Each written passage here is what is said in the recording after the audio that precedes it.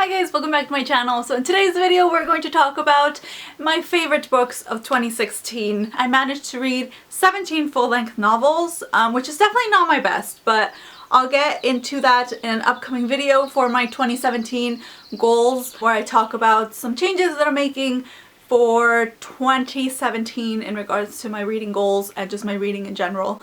But for today I decided that I still really want to talk about my favorite books that I read in 2016, and I narrowed it down to my top 4. I really wanted to do top 3, but I really like these 4 and I really want to talk about these 4. So the first book that I really want to talk about is Under the Never Sky entire trilogy, but I do think that the first book is probably my favorite book in the entire trilogy. It's such a good trilogy. I read this so fast. I marathoned the first 2 books, which were the books that I owned, and then I had to get my hands on the 3rd book. Like, I just wanted to keep reading it. I wanted to know what happened. I fell in love with these characters. If you don't know what this is about, this is a post-apocalyptic dystopian novel. The entire world has been destroyed for the most part, and there are these odd like electrostorms that ravage the entire planet, and the main character in this, her name is Arya, she actually lives in this small colonization where a lot of the Earth's survivors are living inside of these pods that are safe, and the people thrive there, but mostly through a virtual reality. And when this novel starts out, Arya actually has lost communication with her mother, who is a scientist for this corporation, for this place where they live. She's just basically trying to find out what happened to her mother and why she can't communicate with her anymore. And she eventually ends up meeting a guy from the outside. It's just such a good trilogy. I honestly could not recommend it enough. It's so much fun. Again, you read through it super quickly, and the characters are just fantastic, especially like the secondary characters. I really love in this series. Like Roar is I love him so much. If you have yet to read it, I honestly can't recommend it enough. And the trilogy is already completed, so. And then moving on, we have a YA fantasy that I really enjoyed this year. I'm gonna try not to hype it too much for you guys because I do feel like this is one that has been around, and I'm scared that a lot of you guys will think that this is overhyped, but it's just such a good book. And this is An Ember in the Ashes by Sabaa Tahir. I actually got this signed. I read this the day before the Penguin Teens on Tour event, which is where I first met Sabaa, and I stayed up most of the night reading this because I just wanted to know what happened. If in the upcoming year you are looking to read more diverse books, or if in particular you're interested in reading diverse fantasy, it's so good. It's so good. So this is largely inspired by like Roman civilization, in particular the way that the Romans trained their warriors. And this is about a girl named Leia. Her family is believed to be traitors, and in order to find her last remaining relative, who was her brother, she actually becomes the servant of the commandant in this training school for warriors. I don't want to say too much, but it's just really good. The characters are fantastic. The villain is such a good villain in this as well. The 2nd book came out recently, but the 3rd book isn't gonna come out until 2018. Apparently it was pushed back because Sabaa really wanted to work on it and make it really great. So I'm a little bit heartbroken about that, and that's kind of the reason why I haven't picked up the 2nd book yet, even though I did go to the launch. I don't want to overhype it for you guys because I know that it's been talked about so much, but it's just really good. If you're looking for diverse YA fantasy, I really recommend this one. I think I'm gonna save my favorite for last, and I'm gonna talk about this first, which is P.S. I Like You by Kasie West.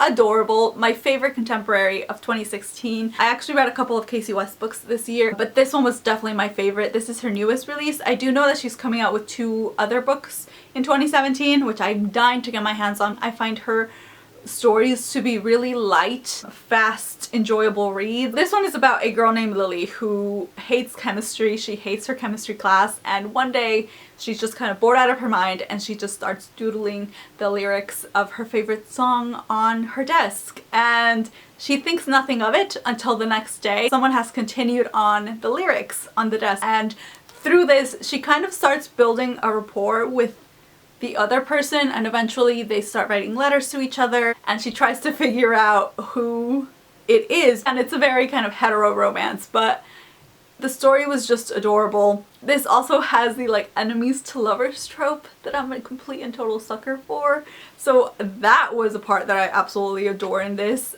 It was just such a cute, fluffy read, and again, I think I flew through this in like a day. Oh yeah, and I got it signed. I think I've gotten all of these books signed. Oh yeah, and I also did meet Veronica Rossi as well, by the way, and that's signed as well. But yeah, if you're looking for a cute, sweet, fluffy contemporary, I do recommend Kasie West in general, but I do think that this one was one of the better paced books that I've read, and I just really love the story. This is probably my favorite for 2016, like my #1 favorite. I just really love this book a lot. It is The Raven King by Maggie Stiefvater. As you can tell, this has been tabbed.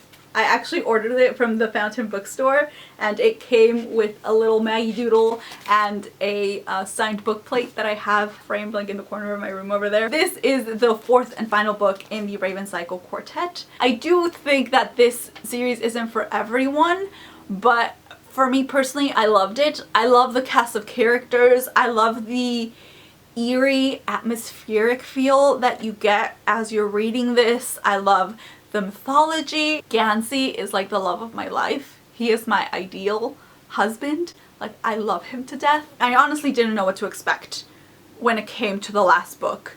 And the things that I thought were going to happen didn't really happen, or they didn't happen in the way that I thought they were gonna happen. It was just... It's really hard to talk about this series without giving things away. What am I supposed to say? Especially because this is the last one. If you have yet to read this, I really recommend it. I really recommend at least giving the first book a try. I think it can be a little bit difficult to get into in the beginning, but this is a series that honestly, you have to keep reading it to understand it. And because of that, I don't think that this is something that is for everyone. I found myself really struggling with the first half of the first book, I remember, because I was just very confused and I had no idea what the fuck was going on, but I was still intrigued. So I think that if you're confused in the beginning but you still want to know what's going on, just keep reading, because everything kind of sorts itself out. At the end, you get answers, but then there's so many more questions that arise that get answered in the second book, but then so many more questions arise that get answered in the third book. This is one of those series that just gets better and better each time you reread it, because you catch things that you didn't pick up on your first read. Which, again, I know it's not something that everyone looks for, but if you are intrigued enough by that prospect, and if, again, you are a fan of that eerie, atmospheric feel with a great cast of characters, I honestly cannot recommend this enough. I think this is my #1 for 2016. You know what? It's tied with this. You can't make me pick between these two. I tried. I really tried. But guys, like, you can see how much I love these just by how much I've tapped them. I can't pick a favorite between these two. These are my babies. And that's it. Those are my top books for 2016, but I do want to give an honorable mention to Morgan Matson, because this year I read Amy and Roger's Epic Detour and Since You've Been Gone, and I really enjoyed those as well. Since You've Been Gone actually made me take up running for a few weeks, which is quite a feat, to be honest. So just for that, I feel like it deserves an honorable mention. They were just very sweet, enjoyable contemporaries. I was very much into contemporaries this year, which is strange for me since that's something that I don't typically reach for. I just wanted to briefly mention those because I did really enjoy them. I just don't think I enjoyed them quite as much as these other ones. So now that is really it for my 2016 favorites. These are the books that I enjoyed the most this year. Please let me know what books you read this year that you fell in love with. Do you agree with any of my picks? Also, sorry for being annoying about this, but so that is going to be it for this video. I really hope that you guys have a fantastic New Year's Eve. I will see you guys next year. Bye!